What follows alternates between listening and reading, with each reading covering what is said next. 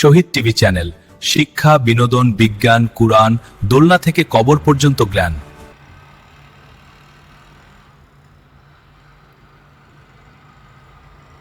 শহীদ TV চ্যানেলের পক্ষ থেকে বলছি, হাদির মতো মানুষকে যেন জীবন আর না দিতে হয়। হাদির মতো মানুষদেরকে নিয়ে নতুন সংবিধান চালু করে দেশে নির্বাচন করতে হবে। নির্বাচন নির্দিষ্ট তারিখেই হবে, তবে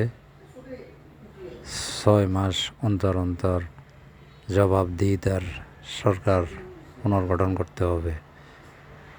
যদি দেশ শাসনে অযোগ্য হয়, তাদেরকে বাতিল করে নতুনভাবে লোক নিতে হবে। সেজন্যে কোনো দলাদলি মতামত সেটা হবে না। যারা যোগ্য ব্যক্তি, যারা জানে, বিশ্বাসযোগ্য, নির্ভরশীল, বয়সানুক্রমে যাদের মেধা বেশি, সেই হিসাবে লোক নিয়োগ দিয়ে দেশকে চালাতে হবে।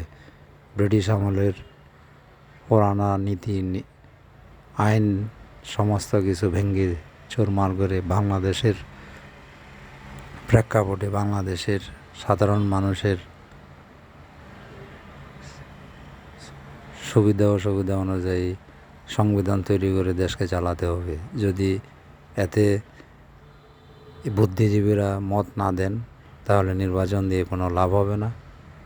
এই দেশকে যদি সোজা কথা কেউ না চলে, তাহলে পুরানা প্রশাসন, আর্মি, বিডিআর, পুলিশ, র্যাব সমস্ত কিছুদেরকে পুনর্বাসন করতে হবে এবং যারা পূর্ব থেকে ক্ষমতায় বসে আছেন তাদেরকে স্বেচ্ছায় পেনশনের ব্যবস্থা করে তাদেরকে চাকরি থেকে রিলিজ দিয়ে নতুনভাবে প্রত্যেকটা প্রশাসনিক, আর্মি, বিডিআর, পুলিশ, র্যাব, যত কিছুর সামরিক, বেসামরিক লোক নতুনভাবে সেট আপ দিয়ে দেশকে গড়তে হবে এবং ব্রিটিশ আইনের সমস্ত কিছু পরিবর্তন করে বাংলাদেশে নিজস্ব একটা আইন তৈরি করতে হবে।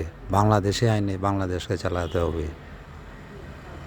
শহীদ টিভি চ্যানেলের পক্ষ থেকে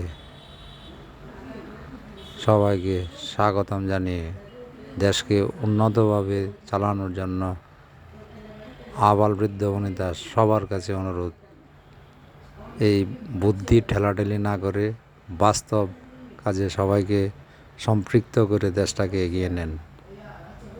আল্লাহ হাফেজ।